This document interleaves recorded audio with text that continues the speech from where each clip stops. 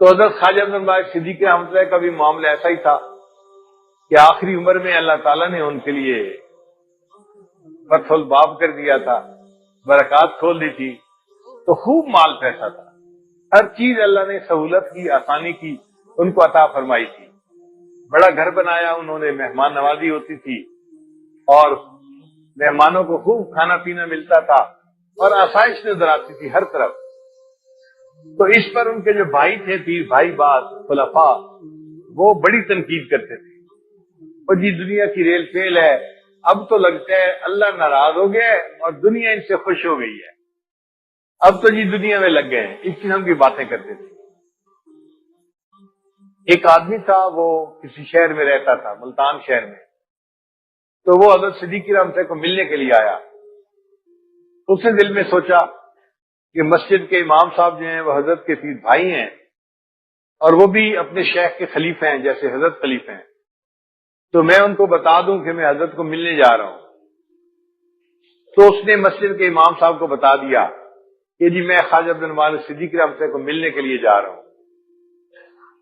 تو انہوں نے کہا کہ اچھا، اپنے پیر کو میری طرف سے یہ کہہ دینا کہ دنیا اور آخرت دو بہنیں ہیں، ایک سے جب نکاح ہوتا ہے تو دوسری حرام ہو جاتی ہے۔ دنیا اور آخرت دو بہنیں ہیں، ایک سے بندہ نکاح کر لیتا ہے تو دوسری حرام ہو جاتی ہے۔ مقصد یہ کہ جو آخرت سے نکاح کر لیتا ہے تو دنیا حرام ہو جاتی ہے، اور جو دنیا سے نکاح کر لیتا ہے تو آخرت حرام ہو جاتی ہے۔ اب آپ پر جو دنیا کی ریل پیل آ گئی تو لگتا یہ ہے کہ آخرت آپ کے اوپر حرام ہو گئی۔ یہ اندر وہ میسج دینا چاہتے ہیں۔ اب وہ سادہ بندہ گیا اور اس نے جا کے حضرت سے ملاقات کی اور یہ بھی بتا دیا کہ حضرت میں آتے ہوئے خراب بندے کو مل کے آیا تھا اور انہوں نے آپ کے لیے ایک میسج دیا ہے۔ حضرت نے فرمایا کیا میسج دیا ہے؟ حضرت انہوں نے کہا ہے کہ دنیا اور آخرت دو بہنیں ہیں، ایک سے نکاح ہوتا ہے تو دوسری حرام ہو جاتی ہے۔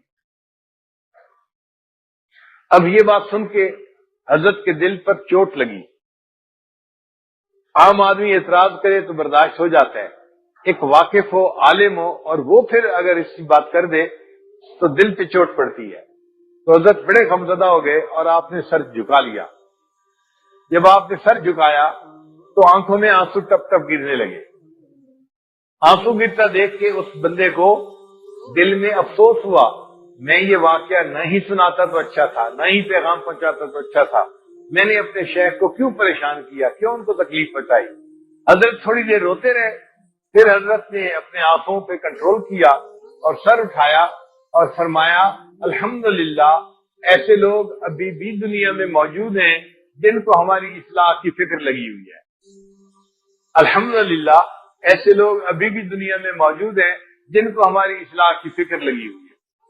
حالانکہ وہ آگے سے 100 باتیں کر سکتے تھے، یہ کون آئے، میں نے ان کے گھر سے نہیں لیا، مجھے اللہ نے دیا ہے، ان کو کیوں جو ہے نا وہ جلن ہوتی ہے، یہ حاسد ہیں، یہ فلاں ہیں، کیا کیا باتیں ہو سکتی تھی۔